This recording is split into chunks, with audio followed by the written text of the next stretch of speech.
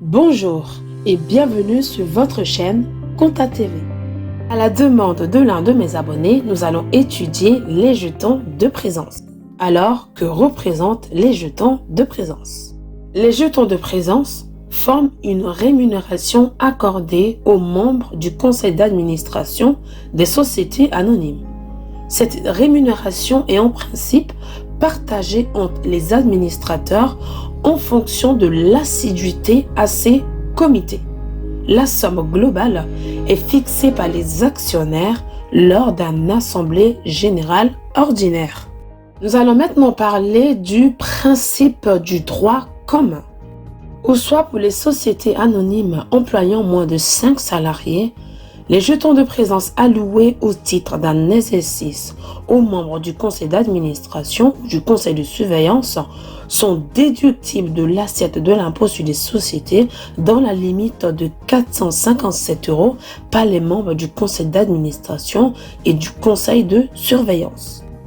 Au terme des dispositions de l'article 210 sexiest du Code général des impôts, les jetons de présence ne sont déductibles que s'ils ne dépassent pas 5% du produit obtenu en multipliant la moyenne de la rémunération déductible attribuée aux salariés les mieux rémunérés de la société.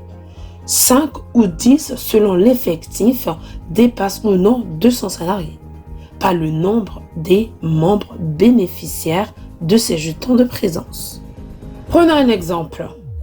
La moyenne des rémunérations des 5 salariés les mieux rémunérés d'une société employant moins de 200 salariés est de 85 000 €. Le nombre de bénéficiaires des jetons de présence sont au nombre de 2.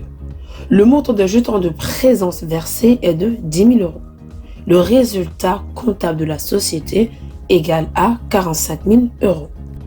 Premièrement ici, nous allons calculer le montant des jetons de présence déductibles et ensuite, nous allons procéder au calcul du résultat fiscal. Le montant du produit serait égal à 170 000 €. C'est-à-dire ici, nous allons prendre la moyenne des rémunérations des 5 salariés les mieux rémunérés de 85 000 € multiplié par le nombre de bénéficiaires de jetons de présence, c'est-à-dire 2. Ensuite de ce produit, nous allons calculer la quote-part de 5%, c'est-à-dire le plafond déductible, qui serait égal à 8 500, c'est-à-dire nous allons prendre ici les 170 000 du montant des produits qui a été constaté multiplié par 5%. Le montant déductible ici des jetons de présence se lève à 8 500. Donc pour retrouver le montant non déductible, nous allons utiliser ici le montant des jetons de présence qui ont été versés de 10 000 moins le montant déductible. Ce qui nous donne ici un montant non déductible à 1 500 €. Alors comment allons-nous procéder pour calculer le résultat fiscal? Pour calculer le résultat fiscal, nous partons du résultat avant impôt de 45 000 auquel nous allons réintégrer les jetons de présence non déductibles de 1 500 en faisant le résultat avant impôt de 45 000 plus la réintégration des jetons de présence non déductibles de 1 500.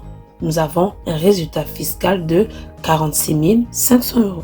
Notons un petit point très important, il n'y a pas de retraitement du résultat de la société mère. C'est le seul retraitement qui ne concerne que les filiales et non la société mère en tant que société membre du groupe. Et c'est la fin de cette vidéo. N'oubliez pas de vous abonner, de liker et pourquoi pas de partager. Si vous avez des questions, n'hésitez surtout pas à les mettre en commentaire. Et nous, on se dit à la prochaine pour de nouvelles vidéos.